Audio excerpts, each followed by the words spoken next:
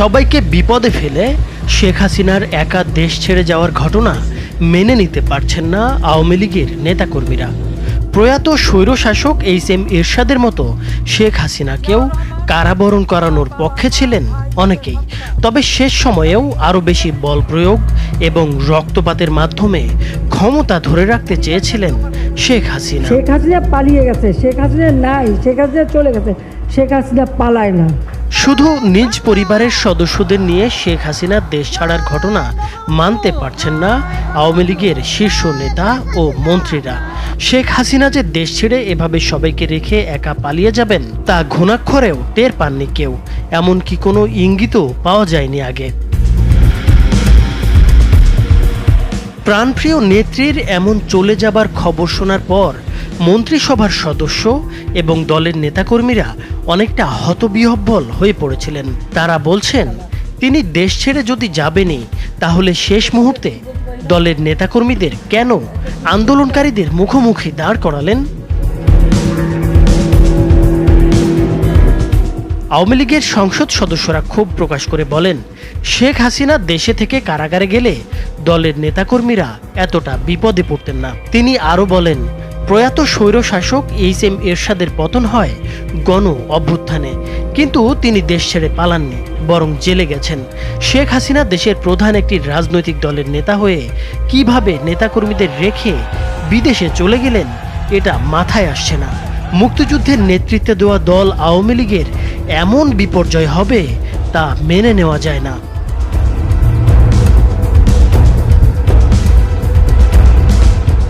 তবে শেষ সময়েও অতিরিক্ত বল প্রয়োগ এবং আরও বেশি রক্তপাতের মাধ্যমে ক্ষমতা ধরে রাখতে চেয়েছিলেন শেখ হাসিনা। পালিয়ে যাবার আগে গতকাল সকাল 10:30 থেকে প্রায় 1 ঘন্টা রাষ্ট্রীয় বিভিন্ন বাহিনীর শীর্ষ কর্মকর্তাদের চাপ দিচ্ছিলেন তিনি।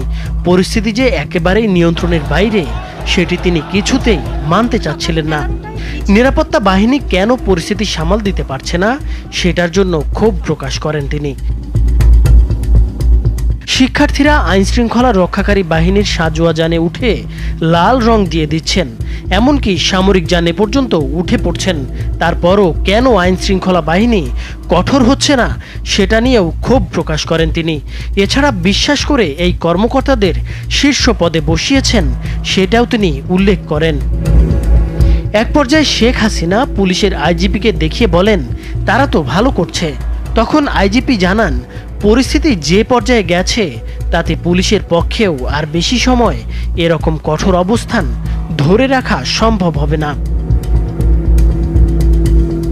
ওই সময় শীর্ষ কর্মকর্তাদের পক্ষ থেকে বোঝানোর চেষ্টা করা হয়, বল প্রয়োগ করে এই পরিস্থিতি সামাল দেওয়া যাবে না, কিন্তু শেখ হাসিনা সেটা মানতে চাচ্ছিলেন না। তখন কর্মকর্তারা শেখ রেহেনার সঙ্গে আরেক কক্ষে আলোচনা করেন। তাকে পরিস্থিতি জানিয়ে শেখ হাসিনাকে বোঝাতে অনুরোধ করেন। শেখ রেহেনা এরপর বড় বোন শেখ হাসিনার সঙ্গে আলোচনা করেন, কিন্তু তিনি ক্ষমতা ধরে রাখতে অনড় থাকেন। এক পর্যায়ে বিদেশে থাকা সজীব ওয়াজেদ জয়ের সঙ্গেও ফোনে কথা বলেন একজন শীর্ষ কর্মকর্তা। এরপর জয় তার মায়ের সঙ্গে কথা বলেন। তারপর শেখ হাসিনা পদত্যাগে রাজি হন। তিনি তখন একটা ভাষণ রেকর্ড করতে চান জাতির উদ্দেশ্যে প্রচারের জন্য।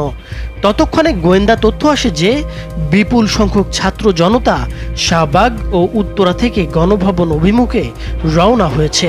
দূরত্ব বিবেচনায় মাত্র 45 মিনিটের মধ্যেই শাহবাগ থেকে গণভবনে আন্দোলনকারীরা চলে আসতে পারে বলে অনুমান করা হয়। ভাষণ রেকর্ড করতে দিলে গণভবন থেকে বের হওয়ার সময় নাও পাওয়া যেতে পারে। এই বিবেচনায় শেখ হাসিনাকে ভাষণ রেকর্ডের সময় না দিয়ে 45 মিনিট সময় বেঁধে দেওয়া হয়। এরপর ছোট বোন রেহেনাকে নিয়ে তেজগাঁওয়ের পুরনো বিমানবন্দর হেলিপ্যাডে আসেন শেখ হাসিনা।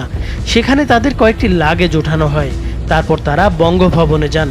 সেখানে পদত্যাগের আনুষ্ঠানিকতা শেষ করে বেলা 2:30টার দিকে সামরিক হেলিকপ্টারে করে ছোট বোনসহ ভারতের উদ্দেশ্যে উড্ডয়ন করেন শেখ হাসিনা।